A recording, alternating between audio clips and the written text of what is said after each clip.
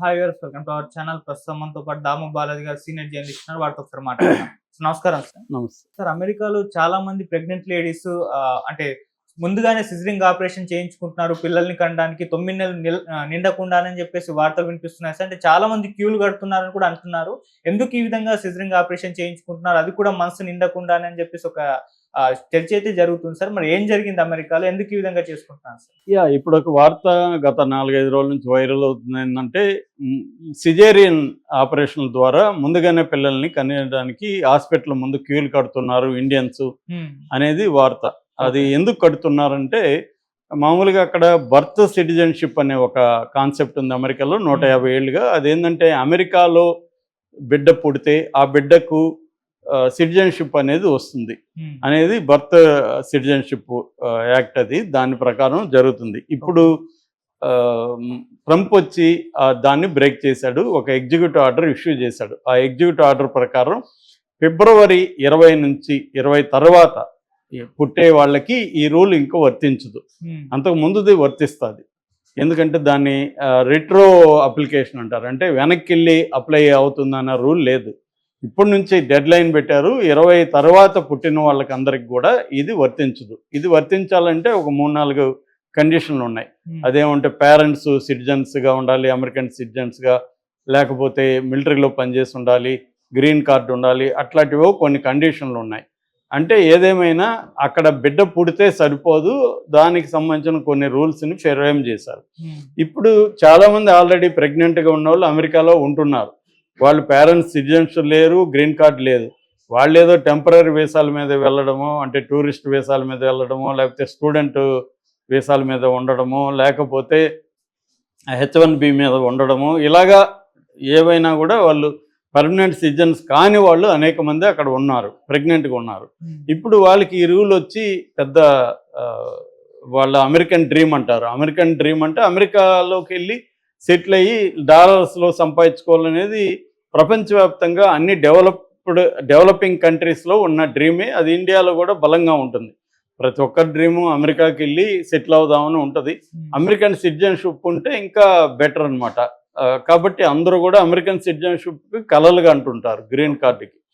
So ఇలాంటి కండిషన్లో ఇప్పుడు ఈ రూల్ తేవడం వల్ల అందరూ కూడా ముందుగానే వెళ్ళిపోయి సిజేరియన్ చేసుకొని, అంటే 9 నెలలు నిండకముందే ఇప్పుడే బిడ్డలను కనేసుకుంటే సిటిజన్షిప్ వస్తుంది. ఎందుకంటే 20 తర్వాత రాదు కాబట్టి అని అంటున్నారు. అక్కడ అమెరికన్ హాస్పిటల్స్ ఇలాగ మేము చేయడానికి మేము ఒప్పుకోమని కొంతమంది చెప్తున్నారు, కొంతమంది ఎక్కువ డబ్బులు ఇస్తే చేసేస్తా ఉన్నారు.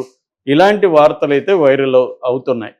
సో ఇది ఎక్కడన్నా హ్యూమన్ నేచర్ కామనే. కాకపోతే దీనివల్ల సైడ్ ఎఫెక్ట్లుగా చాలా ప్రాబ్లమ్స్ కూడా వచ్చే అవకాశం ఉంది. ఎందుకంటే ముందుగానే నెలలు నిండకుండానే సిజేరియన్లు చేస్తే ఆ బిడ్డ ఆరోగ్యంగా ఉంటారా అనేది కూడా ఒక ఇది. మామూలుగా ఇండియాలో కూడా ఏమంటే డేట్ ఒకటి ఇస్తారు, ఆ డేట్కి ముందే వీళ్ళు చేసుకున్న సందర్భాలు చాలా ఉన్నాయి. ఎందుకు వీళ్ళకి ఇక్కడ ముహూర్తాలు ఇవన్నీ, ఈ ఫలాని ముహూర్తం టైం చూసి చేయండి, ఇవన్నీ కూడా ఎప్పటి నుంచో జరుగుతున్నాయి ఇండియాలో కూడా. ఎందుకంటే ఈ ప్రైవేట్ హాస్పిటల్ వచ్చినాక ఇట్లాంటివంతా చూస్తుండ్రు. రెండోది ఫలాని డాక్టర్ ఆ టైంకి ఉంటారంట, ఆ డాక్టరే చేయాలి. ఇలాంటివి రకరకాల మూఢనమ్మకాలు, నమ్మకాలు ఉంటున్నాయి. అమెరికాలో కూడా ఇప్పుడు ఈ ట్రంప్ తెచ్చిన ఎరువులు లక్షలాది మంది కొంప ముంచే పరిస్థితి కనిపిస్తుంది. ఒకటేంటంటే ట్రంప్ ఇప్పుడు ఫస్ట్ రోజే 200 పైన ఎగ్జిక్యూటివ్ ఆర్డర్స్ని ఇష్యూ చేశాడు, సంతకాలు చేశాడు. అందులో ఇండియన్స్కి ఎఫెక్ట్ అయ్యేవి ప్రధానంగా 2. ఒకటేమో ఇల్లీగల్ ఇమ్మిగ్రెంట్స్ని పంపించేయడం. మామూలుగా రకరకాల వార్తలు వస్తున్నాయి. 7 లక్షల పైన ఇల్లీగల్ ఇమ్మిగ్రెంట్స్ ఇండియన్స్ ఉన్నారని. ఇంకొక వార్త ఏమంటే 2,20,000 మంది ఇల్లీగల్ ఇమ్మిగ్రెంట్స్ ఉన్నారని. టోటల్గా ట్రంప్ ఇప్పుడు 1,10,00,000 నుంచి 1,40,00,000 వరకు ఇల్లీగల్ ఇమ్మిగ్రెంట్స్ని బయటికి పంపించేస్తున్నాడని రకరకాల వార్తలు వస్తున్నాయి. ఒక్కొక్క రిపోర్ట్ చూస్తే ఒక్కొక్క నెంబర్ వస్తుంది. అయితే ఏదేమైనా అందరూ ఒప్పుకుంటుండేది ఏమంటే దాదాపు 10 లక్షల మంది ఇల్లీగల్ ఇమ్మిగ్రెంట్స్ని ఇప్పటి వరకు ఐడెంటిఫై చేసి వాళ్ళని డిపోర్టేషన్ అంటారు. డిపోర్టేషన్ అంటే వేరే ఏ దేశాల్లో నుంచి వచ్చారో ఆ దేశాలకు పంపించాలి. అది కూడా వాళ్ళు పంపించడం కాదు, ఈ దేశాలే తీసుకొచ్చుకోవాలి. అలాగా మనకి 18,000 మందిని ఐడెంటిఫై చేశారు. 18,000 మందిని 1 మంత్ లోపల తీసుకెళ్ళమని ఇండియన్ గవర్నమెంట్కి చెప్పారు. ఇండియన్ గవర్నమెంట్ కూడా దానికి రెడీ అయింది.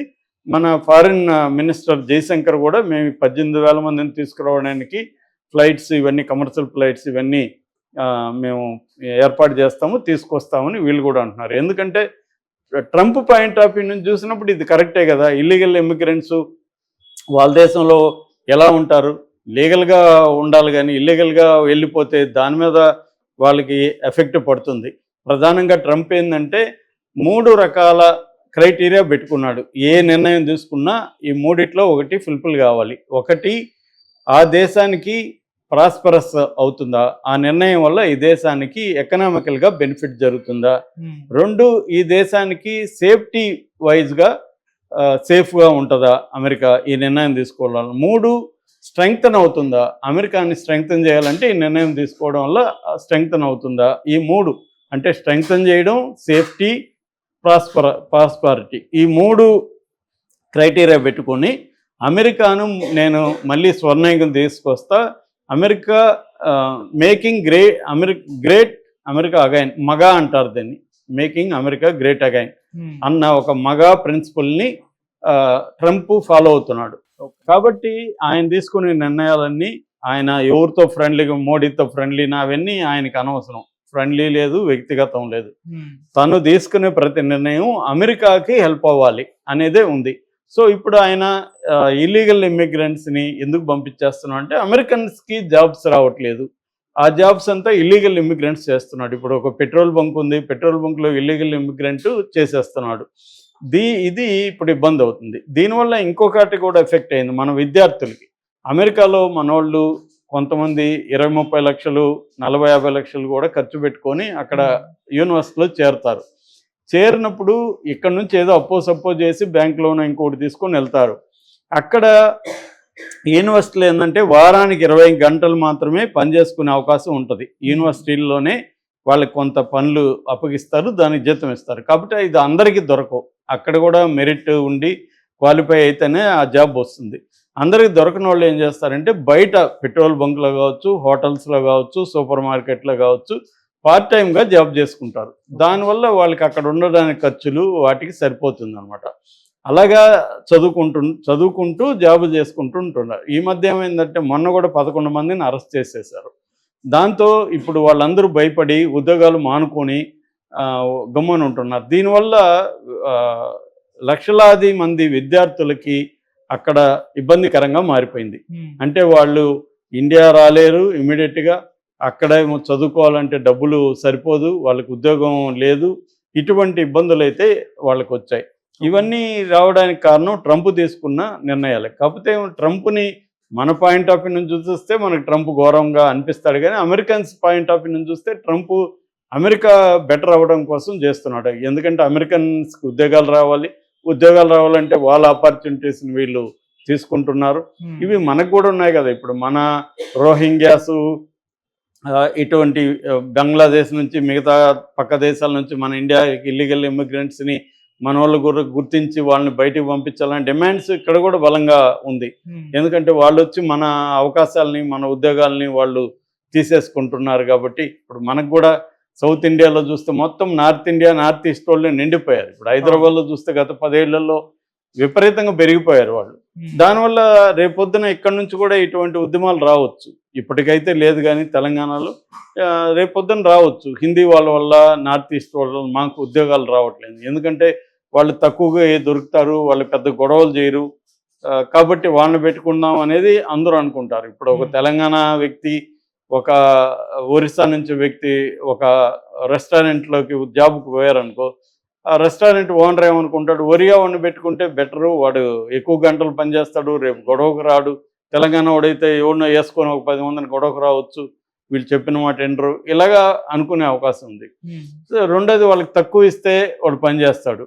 సో ఇలాంటి దీంట్లో ఎక్కువైపోయారు. అలాగే అమెరికాలో కూడా ప్రపంచవ్యాప్తంగా అందరూ పోయి అక్కడ పడి అక్కడ ఉన్న వనరులు అవన్నీ కూడా వాళ్ళు అనుభవిస్తూ అక్కడ లోకల్కి ఉద్యోగాలు లేవు. దానివల్ల నిరుద్యోగం శాతం అక్కడ పెరిగింది, ఎకనామీ ఎఫెక్ట్ అవుతుంది. ఇటువంటివి ట్రంప్ చాలా వేగంగా ఆయన తీసుకుంటున్నాడు. దానివల్ల ఇండియా మీద ప్రభావం పడే అవకాశం ఉంది. బట్ ఇండియన్ ప్రభుత్వం ఏంటంటే జాగ్రత్తగా వ్యవహరిస్తుంది ట్రంప్తో. ఎందుకంటే ఇల్లీగల్ విషయంలో కోఆపరేట్ చేస్తుంది. కోఆపరేట్ చేస్తూనే లీగల్గా H1Bలు లీగల్గా ట్రంప్ కూడా లీగల్గా మీరు ఓన్లీ ఇంజనీర్లే రాకండి, మిగతా ప్రొఫెషనల్ కూడా రండి అని కూడా పిలిపిస్తున్నాడు. అమెరికన్ పాలసీకి అనుగుణంగా ఇండియా కూడా తన పాలసీలు మార్చుకొని జాగ్రత్తగా అమెరికాతో డీల్ చేసుకుంటూ ఒక పట్టువిడుపులతో చేసుకుంటూ వెళ్ళాలి. అది కూడా మోడీ ప్రభుత్వం కూడా అలాగే బిహేవ్ చేస్తూ ఉంది. కాకపోతే ఇండియన్స్కి ఇటువంటి ఒక ఇబ్బందులు ఉన్నాయి. దీనివల్ల ఇప్పుడు సిజేరియన్లు ఇవన్నీ చేసుకుంటే ఇటు పుట్టబోయే బిడ్డ హెల్త్ పరిస్థితి ఏంటి, ఇవన్నీ కూడా డేంజర్ ఉన్నాయి. కాకపోతే ఏంటంటే డబ్బు అక్కడ సెటిల్ అవ్వడం,